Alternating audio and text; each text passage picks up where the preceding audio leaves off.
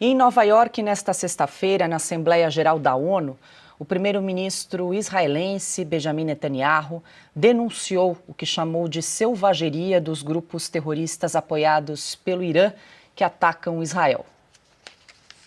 And here's the truth. Israel seeks peace. Israel yearns for peace. Israel has made peace and will make peace again.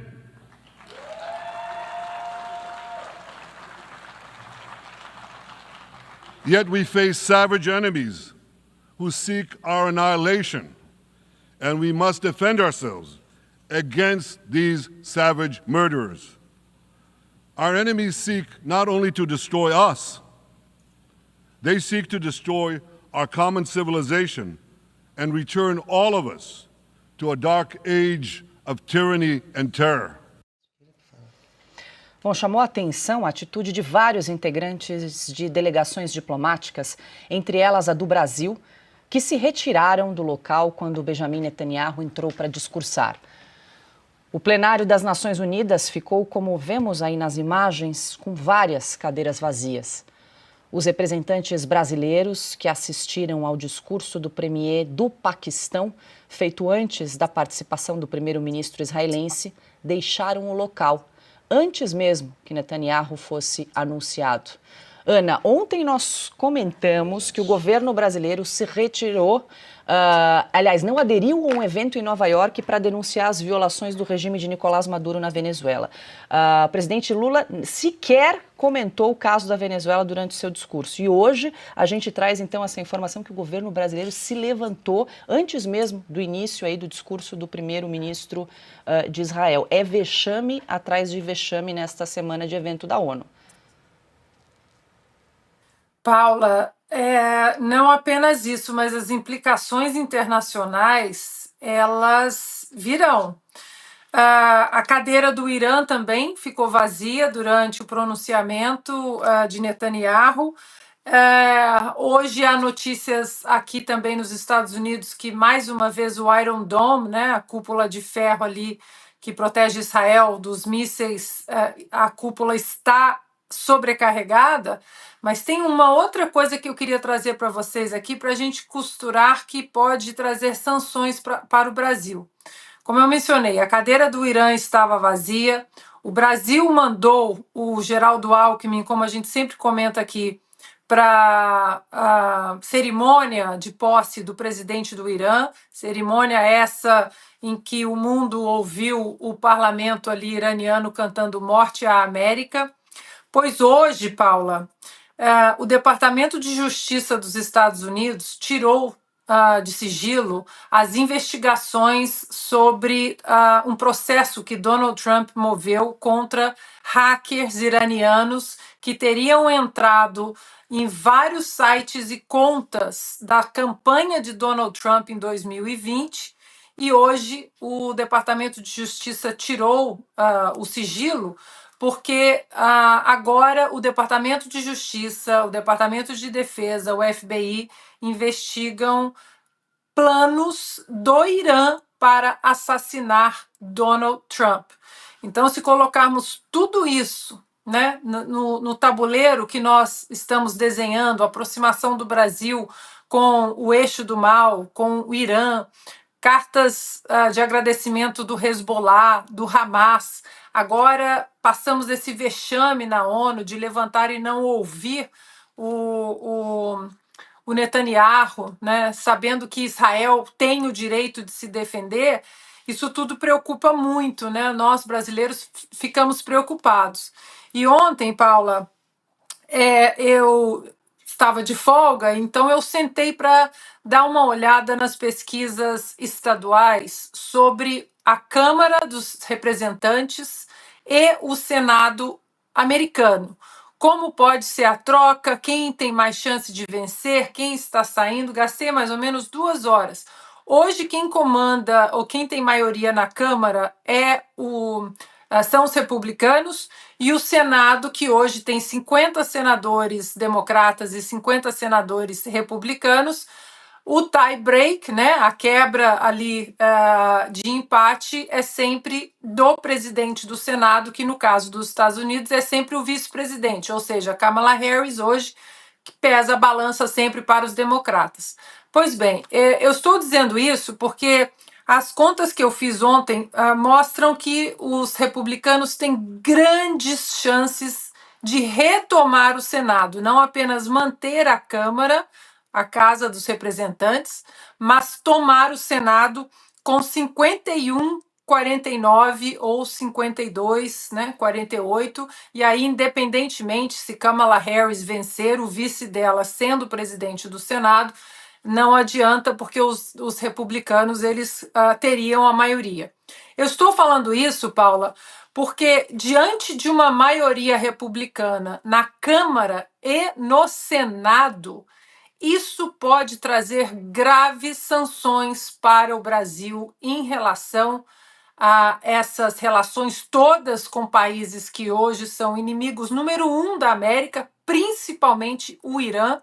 Não apenas as sanções em relação a tudo que a gente vem discutindo sobre o Supremo Tribunal Federal, Alexandre de Moraes, a extensão, né, de aprovação de leis que possam caçar vistos de censores no mundo, não apenas Alexandre de Moraes, mas sanções graves em relação a essa relação para lá de amizade do Brasil com o Irã, que hoje é o inimigo número 1 dos Estados Unidos da América.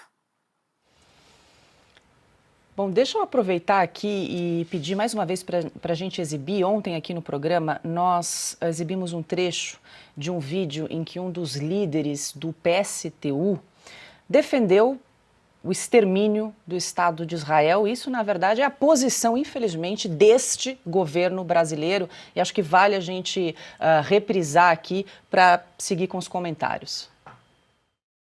Eu queria deixar uma mensagem de solidariedade para vocês em nome do meu partido, do PSTU. Vocês sabem que o PSTU é uma organização de esquerda que não tem vergonha de dizer que está na mesma trincheira daqueles que fizeram o 7 de outubro, a resistência palestina liderada pelo Hamas, que recolocou a causa palestina na agenda internacional.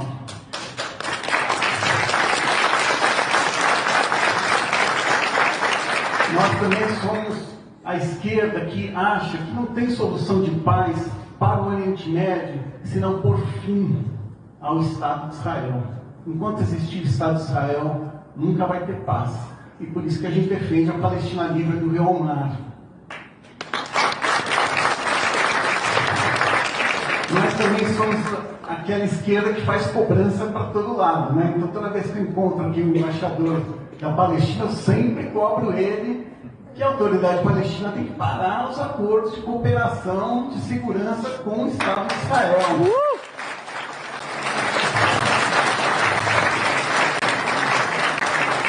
E nós também. Tá aí, Augusto. Isso é uma besta quadrada, né, que nunca leu um livro, não procurou uma informação sobre a verdade histórica, não sabe nada sobre nada, mas ele quer matar. Ele quer fazer o que o Hitler tentou e conseguiu parcialmente, né? Aniquilar o povo judeu. É isso. Esses são os fascistas, os nazistas. Esses sim. Eles não sabem, por exemplo, que na sessão, que acho que foi em 1945, né, Piotr, em que presidida pelo brasileiro Oswaldo Aranha, a sessão que ele presidiu formalizou a partilha da Palestina. Partilha são partes. A Palestina, que era um protetorado inglês, se transformou ou se transformaria em duas nações com território próprio. Quem não quis, Israel aceitou. Quem não aceitou foram os terroristas palestinos da época.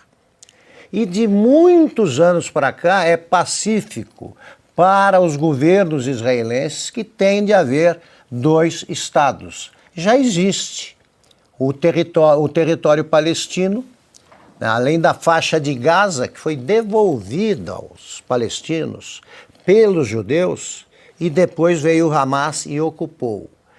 A opção é entre uma democracia, a única da região, que é Israel, e terroristas. E o nosso governo fez a opção pelo terrorismo. Eles querem que Israel acabe. E o Brasil sai dessas sessões para continuar de mãos dadas na frente da ONU com a China. Com a China, que se prepara para a qualquer momento invadir Taiwan. A China não sossegou enquanto não conseguiu o controle, que na prática existe, de Hong Kong, e agora está de olho agora há muito tempo em Taiwan. Isso para o Brasil tudo bem. O Irã, que não tem nada com isso, hospeda e financia organizações como o Hezbollah. O Hamas também é hospedado e financiado pelas vítimas. Os libaneses perderam o controle do país, que hoje é dominado, a trincheira do Hezbollah. Israel, diante dessas demonstrações, tem o dever de constatar que está se tornando tão solitário quanto durante a guerra. Durante a guerra, nem o Papa, que sabia, assim, dos campos de concentração, se manifestou sobre o assunto. Tá? Não sabia que fazia o nazismo. Nenhum país socorreu, claro, os que lutavam contra a Alemanha alguns não sabiam direito, etc. Então, mas na prática defenderam, né, a vida, a sobrevivência dos judeus e de outros povos. Agora, na ONU, você assistia a uma retirada de representantes de nações, como o Brasil, em companhia do que há de pior no mundo, de mais torpe, tá? Dos ditadores, dos ladrões, dos antidemocratas, saindo porque querem o quê? O que essa besta, repito, do PSTU propõe: liquidar Israel. Liquidar. Aí as organizações israelitas aí protestam. Isso é extrema-direita. Estão cometendo outro genocídio lá na Palestina. Os responsáveis pela guerra em curso são os que invadiram Israel e mataram até jovens que dançavam, incluindo brasileiros. Então é o seguinte, que é preciso ser muito cafajeste para defender organização terrorista.